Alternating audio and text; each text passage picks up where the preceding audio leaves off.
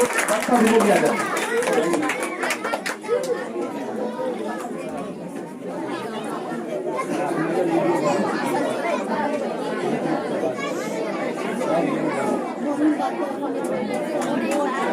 हल्ला में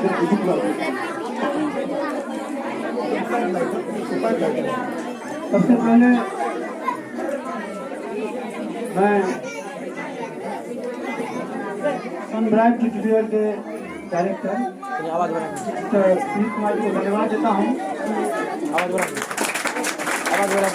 उन्होंने इस आयोजन पर एक शिक्षक को बुलाया, क्योंकि शिक्षक के पास खाली टाइम नहीं होता है। यह मेरा आज तीसरा कार्यक्रम है। सबसे पहला कार्यक्रम मेरे स्कूल पर हुआ, जहाँ 3 घंटे कार्यक्रम चला, यही सारे गीत, यही सारे डांस। लेकिन हमारे यहाँ बड़ी बड़ी लड़कियाँ हैं जो बहुत अच्छी तैयारी करती हैं और बहुत बड़े वीडियो में करती हैं। तो पहला सजेशन ये हुआ कि जब इस तरह का कार्यक्रम हो तो वेन्यू बड़ा हो, जगह बड़ी हो, क्योंकि अभी जो पीछे ढकम पेड़ चल रहा है यह कार्यक्रम के लिए अच्छी बात नहीं है। और इसी बहाने मुझे याद आया लास्ट ईयर का सरस्वती पूजा, ठीक है। मैं इसमें कौन कौन लड़के हैं जो इस बार इंटर की परीक्षा देंगे, थोड़ा मैं उसका चेहरा देखना चाहता हूँ। लड़के नॉट गर्ल्स, तो सामने हो गया तो आपका चेहरा देखेंगे कि आपकी क्या तैयारी है। अक्सर हम देख रहे हैं आज के दौर में कि पोटेंसी में लड़कियां लड़कों से आगे जा रही है। यह मेरा साल दर साल जो एक्सपीरियंस है, क्योंकि मैं लड़कियों के स्कूल में हूँ। मैं कहीं लड़कों का ऐसा प्रोग्राम नहीं देखता हूँ जैसा हमारी लड़कियां कर रही हैं।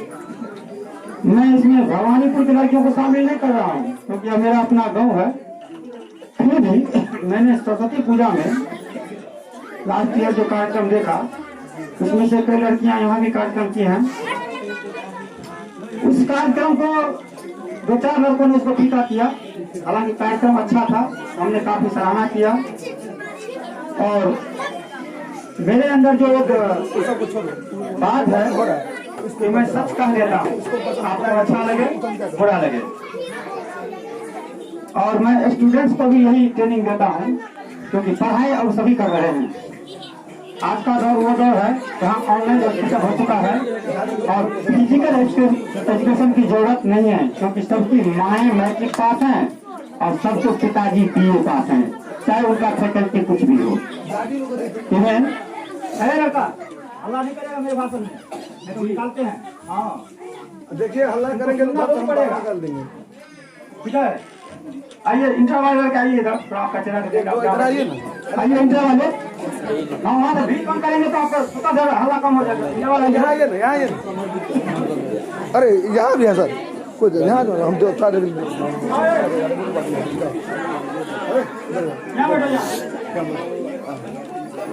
चलिए पीछे से भीड़ कम हुआ, इंटर वाला भेज दिया। तो मैं इंटर वालों को इसलिए इम्प्रेस करना चाहता हूँ, उनकी परीक्षा 1 तारीख से है और अब परीक्षा में फेल होने का डर हमने खत्म कर दिया। हमारे पास वो जादू छड़ी आ गई है, जिससे हमने बच्चों के चेहरे पर से फेल होने का नकाब उतार दिया है। अब कोई बच्चा फेल नहीं होगा, जो होगा वह फेल होने के लिए जाएगा, इसीलिए फेल होगा। जी सर, 4 विषय में नाम लिखकर आएगा तब तो फेल माना ही जाएगा। नहीं तो लास्ट ईयर जो स्टूडेंट 2 विषय फेल थे, हमारी सरकार ने सबको पास किया। इस बार सबको पास होने की गारंटी हम दे रहे हैं, इसलिए कि अब शिक्षक छात्रों को फेल नहीं करना चाहते हैं, उनका एजेंडा फेल करना नहीं है। अब एजेंडा आ गई है वहाँ जहाँ अधिक से अधिक नंबर लाने की होड़ है कि आप अधिक से अधिक नंबर कहाँ से ला पाते हैं। उसमें 4 फैक्टर आया है, जो 4 फैक्टर इंटर को समझना है और मैट्रिक को समझना है। अब एक ओलंपियाड शुरू हुआ है जिसमें 20,000 रुपए का पुरस्कार दिया जाता है, पहला पुरस्कार।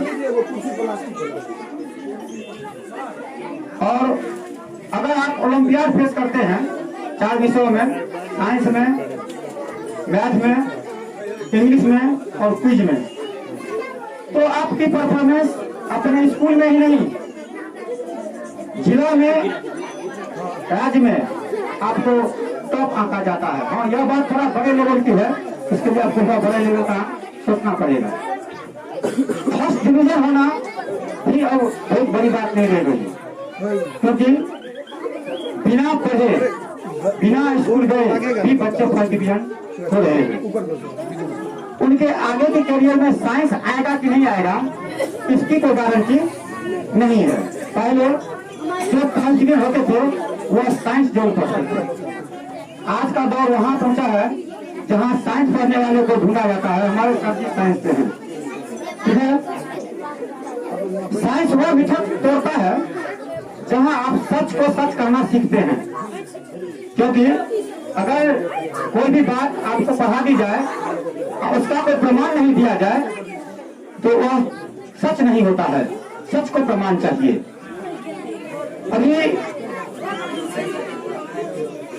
आप 2 इंटर में हैं, आइएगा।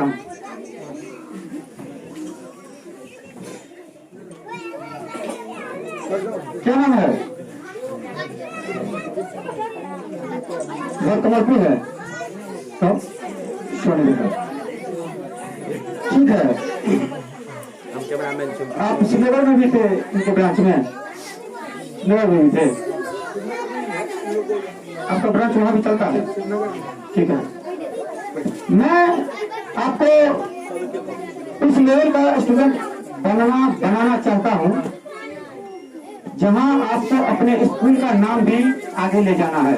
आप सुना सकते हैं, क्योंकि मैं भी जनता हाई स्कूल का ही छात्र रहा। मेरी भी हाई स्कूल वहीं से हुई, और श्रीनगर हाई स्कूल साधारण हाई स्कूल नहीं है, क्योंकि आज भी वहाँ जो शिक्षक हैं या आज भी वहाँ जो भवन है वह बहुत सारे स्कूलों के पास नहीं है। कम से कम कमलपुर और महमूदा के पास तो नहीं है।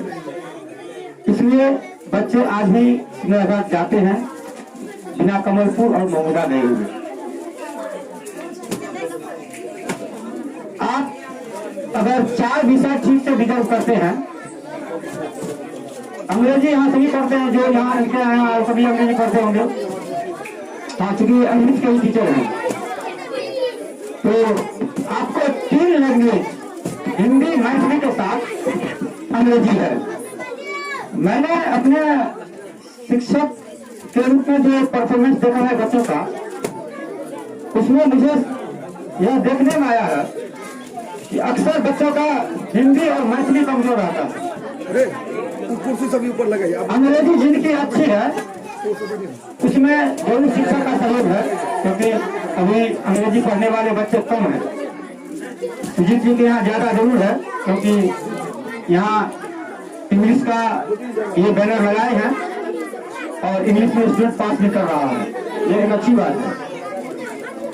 लेकिन हिंदी और मैथिली का कमजोर होना बच्चों को कमजोर करता है, क्योंकि उनका माध्यम जो होना चाहिए वो डिस्टर्ब होता है।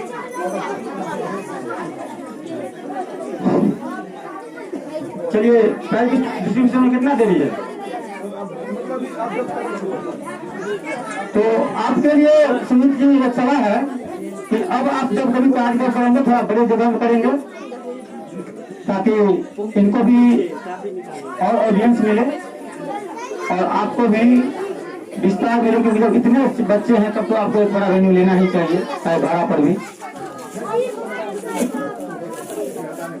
और मैजिक में कौन कौन खड़ा है? लोगों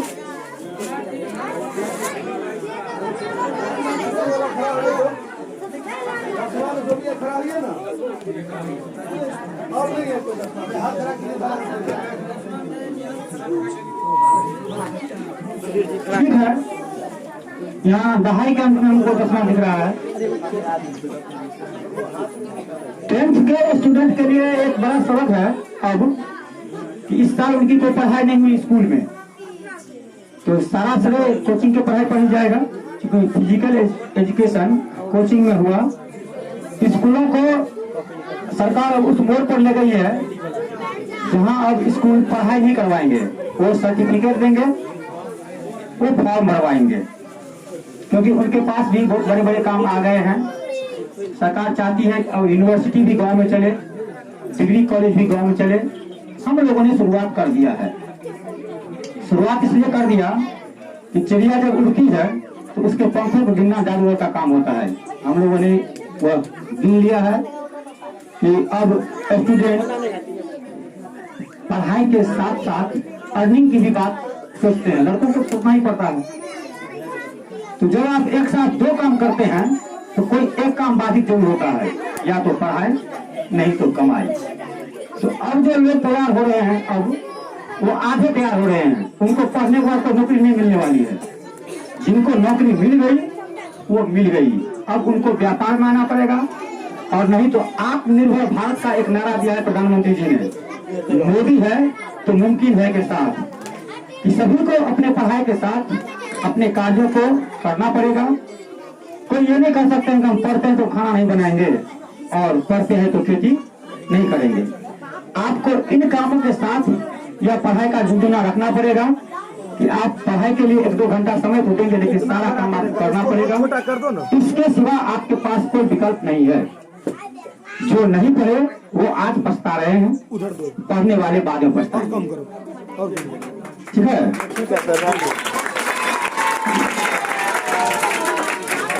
यहाँ आपको ताली बजाने से काम नहीं चलेगा। हो सकता है आपको ये बात अच्छी लग गई हो, लेकिन ये सच्चाई है। क्योंकि मैट्रिक पास एक व्यक्ति जब मैट्रिक पास करता था तो उसे समाज एक शिक्षक मान लेता था। शिवलाल जी, एक मैट्रिक पास एक शिक्षक होते थे। जो इंटर पास करने जा रहे हैं उनका कैरियर शुरू हो रहा है कि आपको आगे की पढ़ाई अपने दम पर पढ़ना होगा। अगर आप अपने गार्जियन के खर्च से पढ़ना चाहेंगे तो आपको बम्बई, दिल्ली, पंजाब का टिकट धरा दिया जाएगा। अब ट्रेन से नहीं, प्लेन से। जब आप बम्बई जाइएगा और वहां के लोगों को देखिएगा तब आपको पता चलेगा कि आप कितने पानी में हैं। ठीक है? तो बिहार अब पीछे नहीं है। मेरा कहना है कि इतने लड़के, ये तो एक कोचिंग के हैं, ऐसे कोचिंग तो 50 हैं, वहाँ इससे ज्यादा भीड़ होगी। हमने जगतपुर में यूनिवर्सिटी का बैनर लगाया है।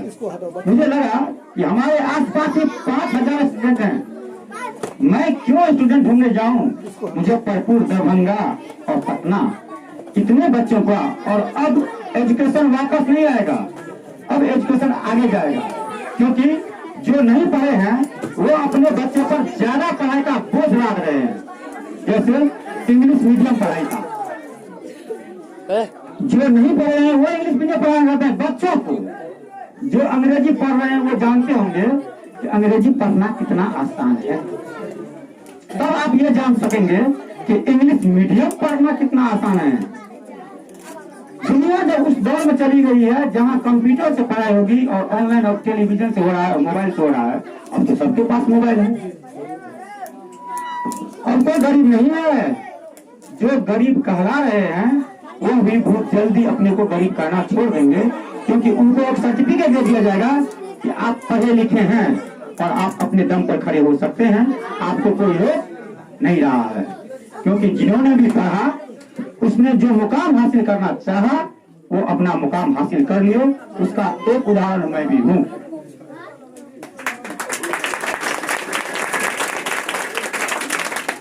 मैंने ये साबित किया कि पढ़ाई बेकार नहीं जाती है। और शिवलाल सर जी हैं, इसलिए बात को दोहराना पड़ रहा है कि 1500 रुपये से मैं शिक्षा मित्र में शुरू किया। इंटर पास का वो सर्टिफिकेट था, मैं MSc था। लेकिन मैं इस कदम को यहाँ रोका नहीं। मैं पहले हाई स्कूल शुरू किया, उसके बाद टीचर्स ट्रेनिंग कॉलेज शुरू किया, उसके बाद यूनिवर्सिटी पर हाथ डाला। और अब मेरा प्लान मेडिकल कॉलेज का है, क्योंकि कोरोना में सबसे ज्यादा जरूरत हमको महसूस हुआ डॉक्टर्स की। और डॉक्टर अधिक से अधिक होंगे तो बीमारी भी खत्म हो जाएंगे, और नहीं तो बीमार खत्म हो जाएंगे। हाँ, अगर आप सही डॉक्टर के पास जाएंगे तब तो आपकी बीमारी खत्म होगी। आदमी गलत डॉक्टर के पास जाएंगे तो बीमार खत्म हो जाएंगे। उसे एक गलत दवा दे दी जाएगी, पता चलेगा रोगी राम नाम सत्य। अब आपको क्या बनना है, इसी बच्चों में से बनेंगे डॉक्टर, ये तो सच है। इसी उम्र का बच्चा हम लोग अब बनाएंगे, अब बनेंगे नहीं।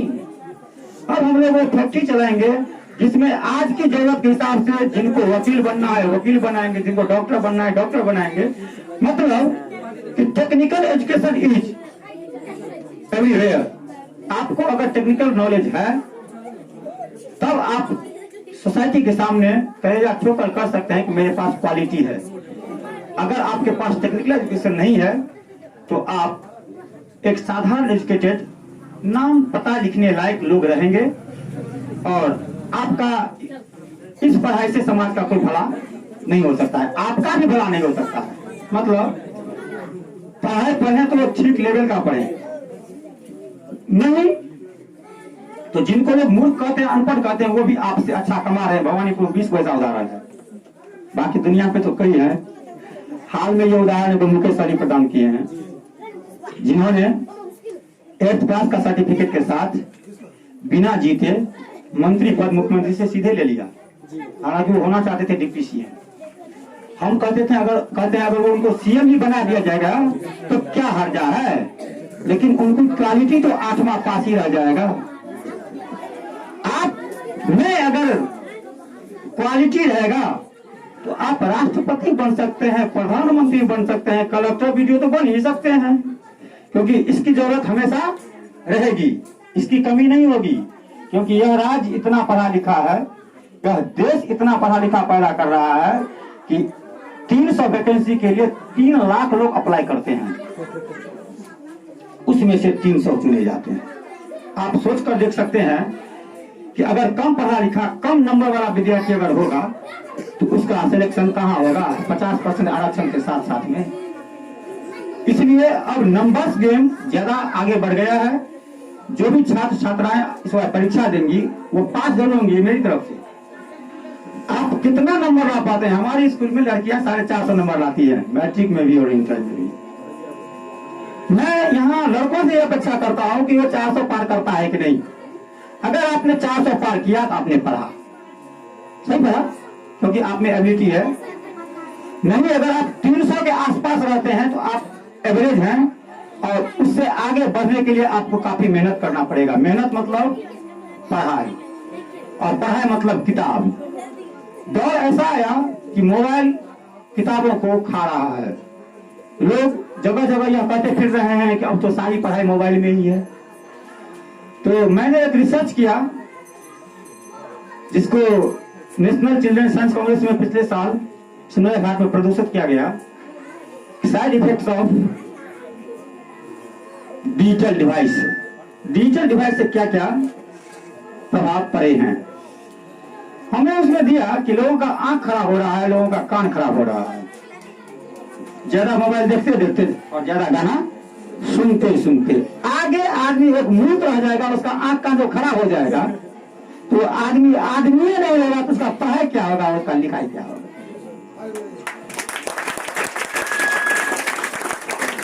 यह एक बड़ी झूठ, यही सच है, यही सच है।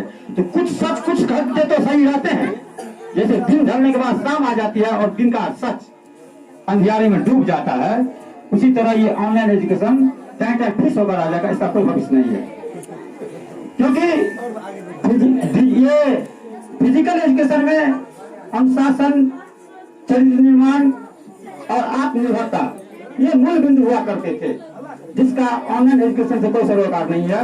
ऑनलाइन एजुकेशन गरीब बच्चे नहीं पढ़ सकते हैं, अमीरों के लिए पढ़ाई जरूरी नहीं है, क्योंकि पढ़ाई करते हैं लोग कमाई के लिए। गरीब पढ़ते इसलिए हैं कि हम पढ़कर अमीर बनेंगे। अगर वो अमीर हैं ही तो क्या बनेंगे?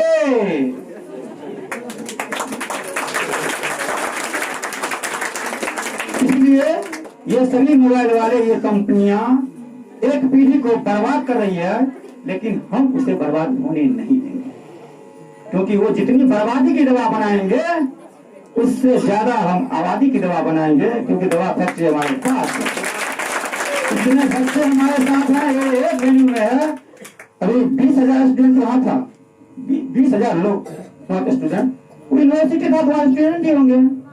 20,000 लोग हम लोग खालिस्तान में थे, जिला परिषद उपाध्यक्ष के साथ, और बड़े बड़े VIP वहाँ थे। और हमारे स्कूल में भी 400 स्टूडेंट आ गए आज 26 जनवरी के नाम पर। तो मैं यहाँ भी यही बात रखता हूँ जो आपके सामने रखा हूँ कि आपको हार्डली पढ़ना है, पढ़ के कुछ करना है। पास करने का ठेका मेरा है, पास मैं करा दूंगा, खाली परीक्षा में बैठ जाना, अब कोई पास फेल नहीं होगा। अब गेम आपका फिर से वही आ गया, इस कोचिंग से कौन टॉप करते हैं, उस कोचिंग से कौन टॉप करते हैं और किस स्कूल से कौन टॉप करते हैं। मैं सुजीत जी को सलाह दूंगा और सर जी के साथ कि कोरकू में एक इवेंट होता है दुर्गा पूजा में कि टॉपर्स को प्रोत्साहित किया जाता है, पूरे गांव के टॉपर्स। यहाँ हम चाहते थे कि सरस्वती पूजा के अवसर पर पुस्तकालय में यह कार्यक्रम हो हर साल। अगर मान लीजिए हमारे गांव के 10 टॉपर्स होते हैं, 10 टॉपर्स हो जाते हैं, विभिन्न स्कूलों से विभिन्न कॉलेज से होते हैं, अगर 20 ही होंगे तो 20 प्रायोजक हम लोग ढूंढ कर दे देंगे। जैसे आज हमने 20 प्रायोजक जमा कर दिया, 20 प्रायोजक जमा कर दिया। बच्चों को उत्साहवर्धन के लिए बड़े बड़े लोग हैं, तो अगर बच्चा आगे बढ़ रहा है पढ़ाई क्षेत्र में, खेल के क्षेत्र में, तो उनको आगे बढ़ाना चाहिए, क्योंकि बच्चा वो हमारे समाज का है, तो कल वो हमारे समाज के काम आएगा। बशर्ते कि वह पढ़ाई के लिए और अपनी जिंदगी के लिए बेहतर सोच सकें, बेहतर कर सकें। हम लोग एक आदर्श उदाहरण नहीं है, आदर्श उदाहरण इसलिए नहीं है कि अभी अमीर पूजे जाते हैं, विद्वान की पूजा कम हो गई है, सरस्वती पूजा में भी काफी बाधाएं हो रही है, अब देखते हैं। लेकिन यह कुछ दिनों का दौर रहेगा, वह दौर भी आ रहा है